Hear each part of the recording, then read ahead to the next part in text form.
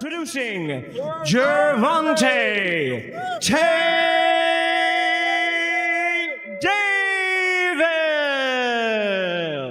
Count to 10, y'all two are the judges. Let's touch them up. Forward remains. Just blocked right round knockouts going to the liver. I think both guys actually taking it over. That was a shot. Right hand. Still the He knows. wild left hand. Easy jab. That's what he wanted. Left. Paul. Two jabs on the left hand. Oh. 2 points. Yeah, this is left and Davis digging the body. Good counter. Come on, watch the back of the head. I don't want any more What's of your this. name? Fighting right now. Yep. Davis applying pressure, going to the body. Both fighters going toe to toe. Well, he was already set up right there. Yeah, that was A nice 1-2 there. That was a solid 1-2 by Six. Change there in the inside. That was a pretty good uppercut, but that was pretty. Well, ladies and gentlemen, it's been a great night of sports and entertainment, courtesy of G. Brother, your 3 judges in this fight from Belgium, Daniel Vanderlei. From Mexico, Omar Mintoun. From the U.S. Didn't think I'd ever have to make one of these videos, but happens, I guess. This is still the best job in the world. Thank you all for the support. This was an amazing event, and I'll be back. No worries, cuz.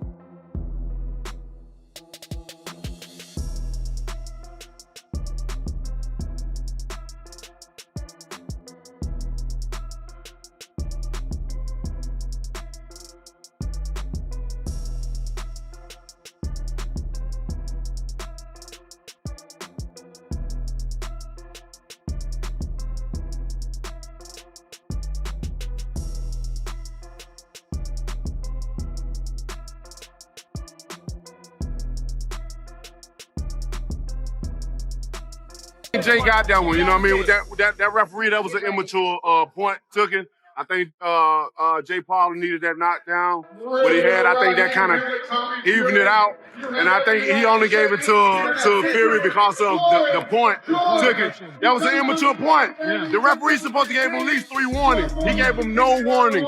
Get out of here. So you feel then that Jake should have won? Huh? You feel that Jake should have won? I think so.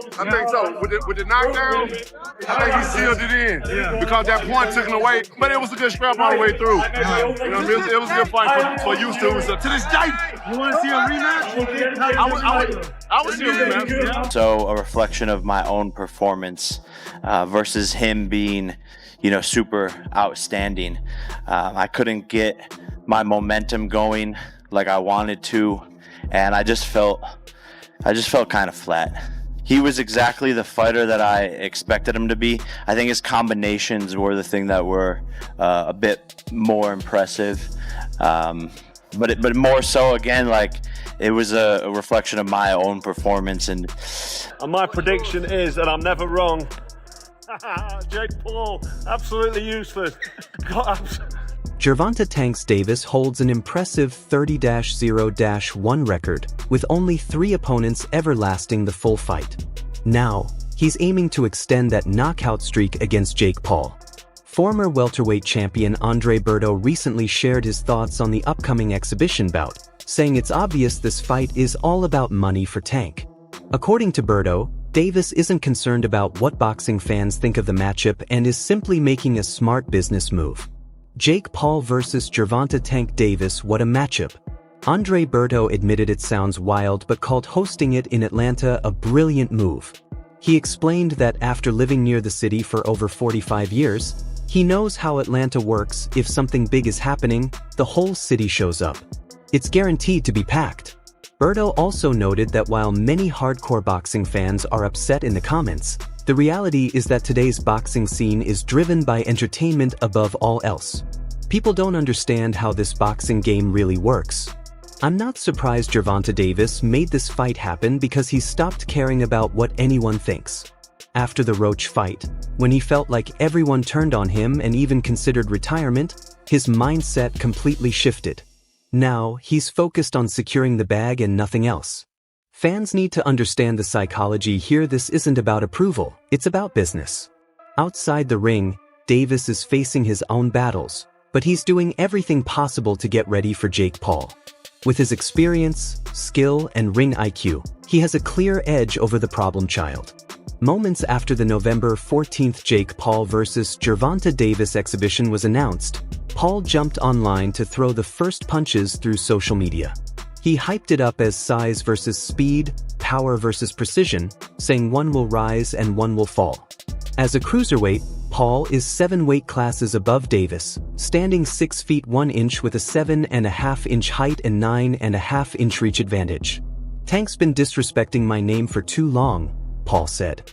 His nickname might be Tank, but I'm an FPV drone, and I'm about to disable the tiny boy. He might be one of the best pound-for-pound fighters in the world, but my motto is anyone, anytime, any place, and I like my odds. Paul followed that up with some trolling posts, including a box of tissues captioned "supplying these from my Twitter timeline right now," and a photoshopped image comparing Davis's height to a wedding cake.